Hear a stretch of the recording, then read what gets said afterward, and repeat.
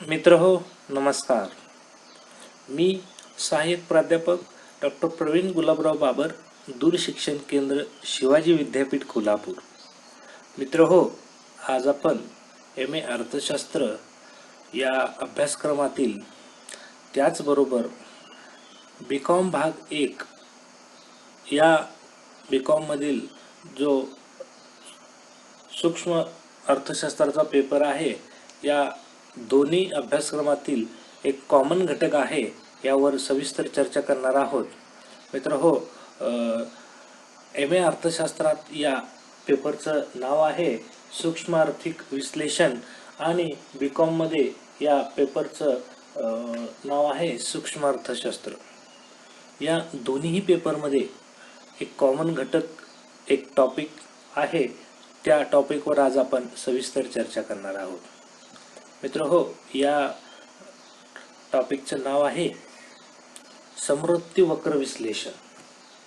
मित्रहो, समवृत्ती वक्र विश्लेषणाची सविस्तर चर्चा करत असताना या समवृत्ती वक्र विश्लेषणामध्ये हा घटक अतिशय महत्त्वाचा मानला जातो आणि या टॉपिकचं महत्त्व हे दोन्ही अभ्यासक्रमातील विद्यार्थ्यांना होणार आहे. तर MA अर्थशास्त्र या विद्यार्थ्यांना हा घटक क्रमांक 1 मध्ये अभ्यासासाठी आहे. तर BCom भाग 1 मधील सुद्धा विद्यार्थ्यांना हा घटक क्रमांक 1 मध्ये आपल्याला अभ्यासासाठी असल्याचा पाहावयास मिळतो. चला तर मग मित्रहो, करूया आपण सविस्तर चर्चा समवृत्ती वक्र आणि तटस्थता वक्र म्हणजे काय. मित्रहो, समवृत्ती वक्र विश्लेषण यालाच आपण इंग्रजीमध्ये इंडिफरन्स कर्व ॲनालिसिस असं म्हणतो. मित्रहो, अर्थशास्त्रात उपभोक्त्याच्या वर्तन प्रकारात संदर्भात उपयोगिता विश्लेषणाची मांडणी करण्यात आलेली आहे. डॉक्टर मार्शल यांनी जे विश्लेषण मांडलेले आहे, या विश्लेषणाच्या आधारे उपयोगितेचे संख्यात्मक आणि अंकदर्शन विश्लेषण त्यांनी मांडलेलं पाहावयास मिळतं. मित्रांनो, आपल्याला डॉक्टर मार्शल यांनी अर्थशास्त्रासंबंधी जे काही विश्लेषण केलेलं आहे, ते विश्लेषण संख्यात्मक आणि अंकदर्शन असल्याचे आपणास पाहावयास मिळते. मित्रहो, उपभोक्त्याचे वर्तन, उपभोक्त्याचे वस्तूचे सेवन केल्यावर त्याला जी उपयोगिता किंवा समाधान मिळते ते संकेत मोजता येते असे डॉक्टर मार्शल यांनी गृहीत धरलेलं आहे. परंतु डॉक्टर मार्शल यांच्या विश्लेषणावर काही नवीन अर्थशास्त्रज्ञांनी टीका केल्या आणि असे स्पष्ट केले की डॉक्टर मार्शल यांच्या विश्लेषणामध्ये उपभोक्त्याचा मनोव्यापार समजतो, परंतु उपयोगिता ही संख्येमध्ये मोजता येत नाही. मित्रहो, उपयोगिता ही सापेक्ष किंवा भिन्न भिन्न असते, तसेच ती क्रमदर्शक असते. उपयोगिता ही तुलना करूनच मोजावी लागते असं अर्थतज्ञांचं मत आहे. मित्रहो, अशा पद्धतीने हे नवीन विवेचन प्राध्यापक एजवर्थ यांनी 1881 मध्ये केल्याचं आपणास दिसून येतं. त्यानंतर प्राध्यापक आयर्विन फिशर यांनी 1892 मध्ये, त्यानंतर प्राध्यापक पॅरेटो यांनी 1906 मध्ये आणि प्राध्यापक JR हिक्स यांनी 1934 मध्ये ह्या अर्थशास्त्रज्ञांनी आपले याबद्दलचे विचार मांडले. समवृत्ती वक्र विश्लेषण हे उपयोगितेच्या क्रमदर्शक मापन पद्धतीवर अवलंबून असल्याचं यांचं मत होतं. समवृत्ती वक्र म्हणजे मित्रहो असा वक्र की किंवा अशी रेषा की ज्यावरील सर्व बिंदू हे दोन वस्तूंचे विविध संच दर्शवितात आणि सर्व संचापासून उपभोक्त्यास मिळणारे समाधान हे समान असते.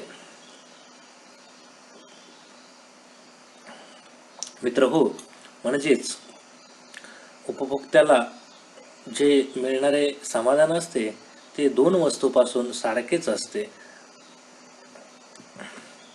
सर्व संचापासून मिळणारे समाधान हे सारखे असल्यामुळे उपभोक्त्याची त्याच्या संचयाबाबत किंवा पसंती ही समान किंवा तटस्थ असते. म्हणून दोन वस्तूचे संच दर्शवणाऱ्या वक्रास किंवा तटस्थता दोन वस्तूचे संच दर्शवणाऱ्या वक्रास समवर्ती वक्र किंवा तटस्थता वक्र असं संबोधलं जातं. मित्र हो, समवर्ती वक्राच्या काही तज्ज्ञांनी व्याख्या केलेल्या आहेत. या व्याख्यांची सविस्तर चर्चा आज आपण करणार आहोत. यामध्ये पहिली व्याख्या आहे, दोन वस्तूचे समान गट दर्शवून दोन वस्तूचे समाधान देणारे गट ज्या वक्राद्वारे दर्शविले जातात त्याला समवर्ती वक्र असे म्हणतात. या व्याख्येमध्ये मित्र हो, दोन समान वस्तूचे समान समाधान देणारे गट ज्या वक्रावर ज्या रेषेवर दर्शवले जातात त्यांना आपण समवर्ती वक्र असे म्हणतो, असं या व्याख्येनुसार स्पष्ट होतं. मित्र हो, यानंतरची जी महत्त्वाची व्याख्या आहे ती म्हणजे ज्या वक्राची स्थिती सर्व ठिकाणी सारखी असते अशा वक्राला समवर्ती वक्र असे म्हणतात.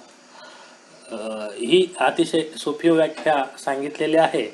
ज्या वक्राची स्थिती सर्व ठिकाणी सारखी असते म्हणजेच उपभोक्त्याचे सर्व समाधान सर्व ठिकाणी सारखे असते त्या वक्राला समवर्ती वक्र किंवा तटस्थता वक्र असं म्हटलेलं आहे. मित्र हो, यामध्ये उपभोक्ता वस्तूची खरेदी करण्यासाठी प्रत्यक्ष बाजारात जातो आणि बाजारातील परिस्थितीचा विचार घेऊनच वस्तूची खरेदीची अंतिम यादी तयार करतो, म्हणजेच वस्तूच्या खरेदीचे गट तयार करतो आणि त्या प्रत्येक गटाकडे समान दृष्टीने पाहतो, म्हणजेच त्या प्रत्येक गटापासून त्याला मिळणारे समाधान किंवा उपयोगिता ही समान असते. हे गट ज्या वक्राद्वारे दर्शवले जातात त्या वक्रालाच समवर्ती वक्र असं म्हटलेलं आहे. मित्र हो, समवर्ती वक्रामध्ये पसंतीची श्रेणी दिलेली असते. यालाच आपण पसंतीची क्रमवारी असंही म्हणतो. या पसंतीच्या क्रमवारीची सविस्तर चर्चा आज आपण करणार आहोत. यालाच इंग्रजीमध्ये स्केल ऑफ प्रेफरन्स असंही म्हटलं जातं. मित्र हो, यामध्ये समवर्ती वक्र ही संकल्पना उपभोक्त्याच्या बाजारातील वर्तणुकीशी व्यवहार करण्याच्या पद्धतीशी निगडीत आहे. प्रत्येक व्यक्तीकडे ग्राहकाकडे जे उत्पन्न असते त्यांच्या साहाय्याने ती व्यक्ती आपल्या विविध गरजा पूर्ण करण्यासाठी वेगवेगळ्या वस्तूची खरेदी करत असते. आपल्याकडील उत्पन्न आणि ज्या वस्तूची खरेदी करायची आहे त्या वस्तूच्या बाजारातील किमतीचा अंदाज घेऊन प्रत्येक व्यक्ती आपल्या मनामध्ये खरेदीची एक कच्ची यादी तयार करते. यालाच आपण पसंतीची क्रमवारी असं म्हणतो.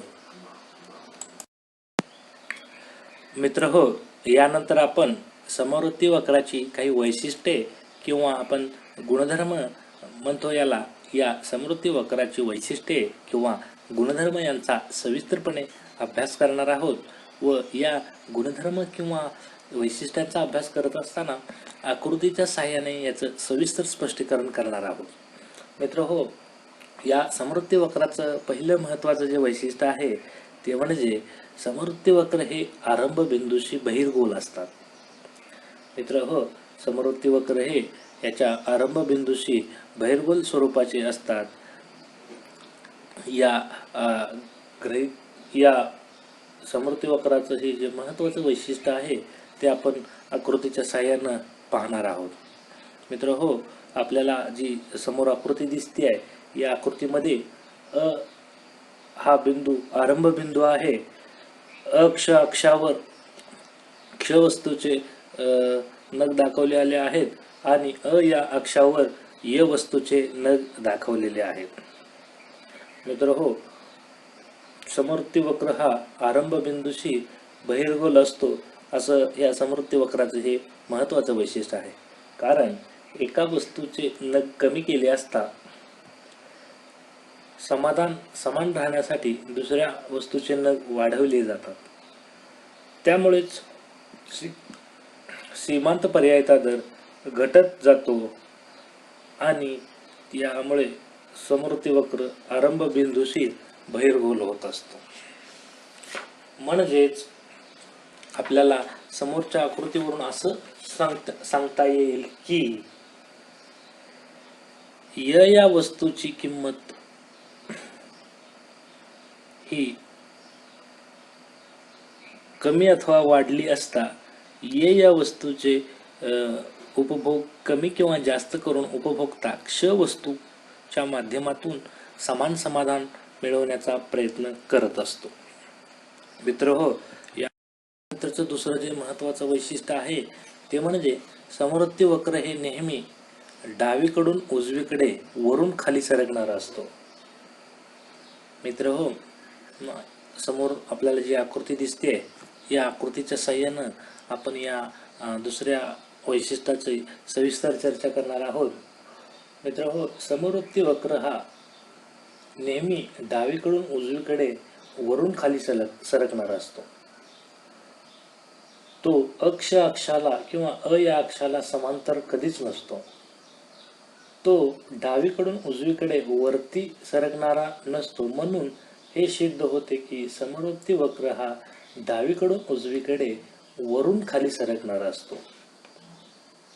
मित्र हो, समोर ज्या 3 आकृती दिसत आहेत यामध्ये 3 भिन्न भिन्न समृद्धी वक्र दर्शवलेले आहेत. हे वक्र समाधानाची भिन्न भिन्न अवस्था दर्शवितात. पहिल्या आकृतीमध्ये अक्षाला समांतर आहे तर दुसऱ्या आकृतीमध्ये या अक्षाला समांतर आहे आणि तिसऱ्या जी आकृतीमध्ये हा वक्र आहे तो डावीकडून उजवीकडे वरून खाली सरकणारा आहे. या तिन्ही आकृत्यामध्ये प फ असे गट दर्शविलेले आहेत. प गटामध्ये उपभोक्त्याला कमी समाधान मिळते तर फ गटामध्ये जास्त समाधान मिळते. म्हणजेच दोन्ही गटामध्ये मिळणारे समाधान वेगवेगळे आहे. समृद्धी वक्रात असे होऊ शकत नाही, कारण समृद्धी वक्रातील कोणत्याही गटापासून उपभोक्त्याला जे उत्पन्न मिळत असते ते उत्पन्न समान स्वरूपाचे असते. म्हणून या वरील तिन्ही आकृत्या आपल्याला दिसतायत समोर, या समृद्धी वक्र असू शकत नाहीत असं स्पष्ट मत समृद्धी वक्र हा नेहमी केवळ आणि केवळ हा डावीकडून उजवीकडे खाली सरकणारा असतो असं गृहीत धरण्यात आलेलं आहे. नंतरचं महत्त्वाचं जे गृहीतक आहे, समृद्धी वक्र हा उजवीकडील समृद्धी वक्र हा अधिक समाधानाची पातळी दर्शवितो. या गुणधर्माचं या वैशिष्ट्याची आकृतीच्या द्वारे आपण सविस्तरपणे स्पष्टीकरण पाहूया. मित्र हो, समोरच्या आकृतीमध्ये सम 1 आणि सम 2 असे 3 समृद्धी वक्र दर्शविलेले आहेत. हे वक्र समृद्धी वक्र नकाशातील आहेत. सम हा पहिल्या समृद्धी वक्रावरील प बिंदूमध्ये उपभोक्ता अब क्ष वस्तूचे नग आणि अक हा य वस्तूचे नग सेवन करतो. समजा उपभोक्त्याच्या उत्पन्नात जर वाढ झाली तर उपभोक्त्याची क्ष आणि य वस्तूची खरेदी शक्ती वाढते. त्यामुळे उपभोक्ता उजव्या बाजूकडील वक्रावर सरकतो, म्हणजेच स1 म1 या वक्रावर सरकतो. या वक्रावरील फ या गटामध्ये तो अ ब1 क्ष वस्तूचे व अक य या वस्तूचे क्षेवन करतो. म्हणजेच पूर्वीच्या तुलनेत दोन्ही वस्तूचे जास्त सेवन केले जातं. त्यामुळे पूर्वीपेक्षा त्याला या नवीन गटामध्ये अधिक समाधान मिळते. म्हणजेच समवृत्ती वक्रामध्ये उजवीकडील समवृत्ती वक्र हा अधिक समाधानाची पातळी दर्शवित असतो. असं हे महत्त्वाचं वैशिष्ट्य किंवा गुणधर्म या समवृत्ती वक्राचा आपणास पाहावयास मिळतो. मित्र हो, यानंतरचं चौथं जे महत्त्वाचं गृहीतक आहे ते म्हणजे गुणधर्म जो महत्त्वाचा आहे किंवा त्याला आपण वैशिष्ट्य म्हणतो, ते वैशिष्ट्य म्हणजे दोन समवृत्ती वक्र परस्परांना छेदत नाहीत. मित्र हो, समवृत्ती वक्र विश्लेषणामध्ये प्रत्येक समवृत्ती वक्र वेगळा किंवा स्वतंत्र असतो. हे आपण आकृतीच्या द्वारे पाहूयात. मित्र हो, आणि समवृत्ती वक्र हे प्रत्येक विश्लेषणामध्ये वेगवेगळे असतात. तो वेगळा म्हणजे स्वतंत्र स्वरूपाचा असतो आणि प्रत्येक वक्रावर जे गट दर्शवलेले असतात त्यापासून उपभोक्त्याला समाधान समान मिळत असते. कोणत्याही कारणाने समाधानात घट किंवा वाढ होणार असेल तर उपभोक्ता डावीकडील किंवा उजवीकडील समवृत्ती वक्रावर जाऊ शकतो. समोरच्या आकृतीमध्ये या पद्धतीची अवस्था आपल्याला दिसत नाही. दोन्ही वक्र परस्परांना छेदतात. या छेदन बिंदूच्या ठिकाणी म्हणजेच प या ठिकाणी उपभोक्त्यास समान समाधान मिळते. परंतु र व त हे वेगवेगळ्या वस्तूचे वेगवेगळ्या वक्रावर आहेत आणि त्यापासून भिन्न भिन्न समाधानाची पातळी मिळते. अशा प्रकारची समाधानाची जी मिळण्याची पातळी आहे त्यामध्ये विसंगतता आढळून येते. म्हणूनच समवृत्ती वक्र विश्लेषणामध्ये असं असू शकत नाही. हे यावरून स्पष्ट होते की दोन समवृत्ती वक्र परस्परांना एकमेकांना छेदत नाहीत. मित्र हो, यानंतरचं पाचवं महत्त्वाचा जे गुणधर्म वैशिष्ट्य आहे ते म्हणजे समवृत्ती वक्र कोणत्याही अक्षाला स्पर्श करीत नाहीत.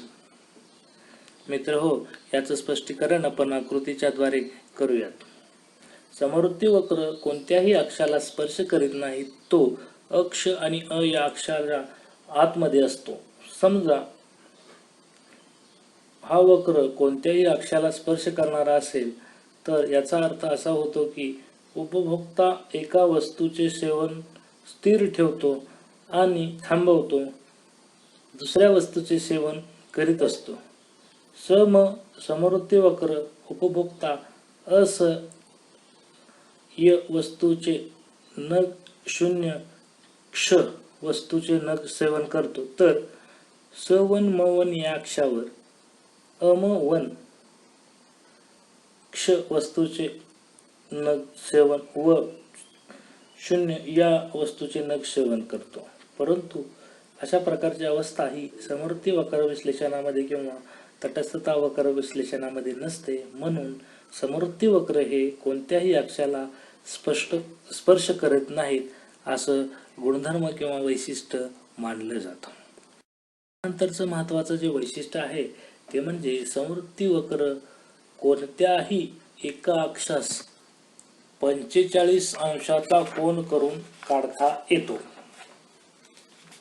मित्र हो, या गुणधर्माचं वैशिष्ट्याचं आकृतीच्या द्वारे आपण सविस्तरपणे स्पष्टीकरण करूयात. मित्र हो, उपभोक्ता सेवन करीत असलेल्या दोन वस्तू परस्परांना पर्यायी असतील तर समवृत्ती वक्र कोणत्याही एका अक्षास 45 अंशाचा कोन करणारी सरळ रेषा असतो. आकृतीमध्ये क्ष व य या दोन वस्तू परस्परांना पूर्ण पर्यायी आहेत. तसेच त्यांचा सीमांत पर्यायता दर हा सर्वत्र समान आहे.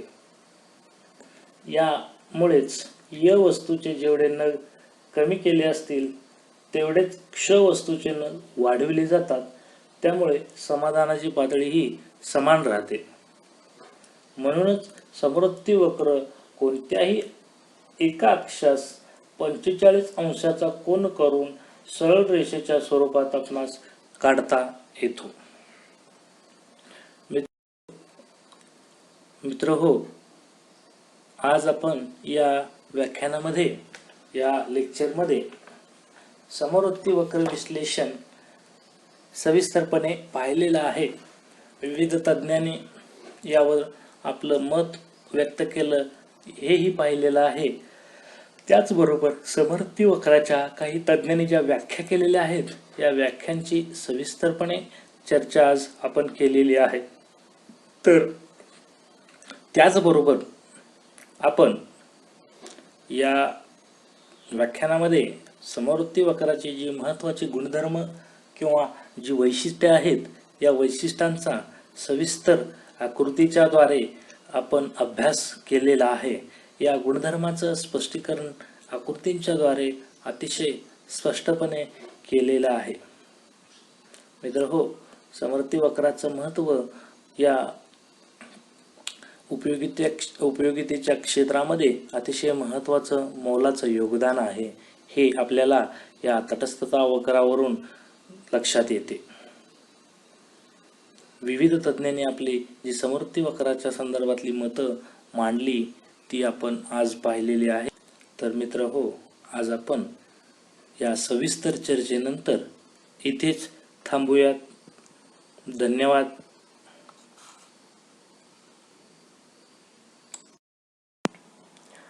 मित्र हो, या व्यतिरिक्त आपणास काही अधिक माहिती हवी असेल, काही अधिक संपर्क करायचा असेल तर तुम्ही आम्हाला आपण दूरध्वनीमार्फत ही दूरशिक्षण केंद्राला संपर्क साधू शकता.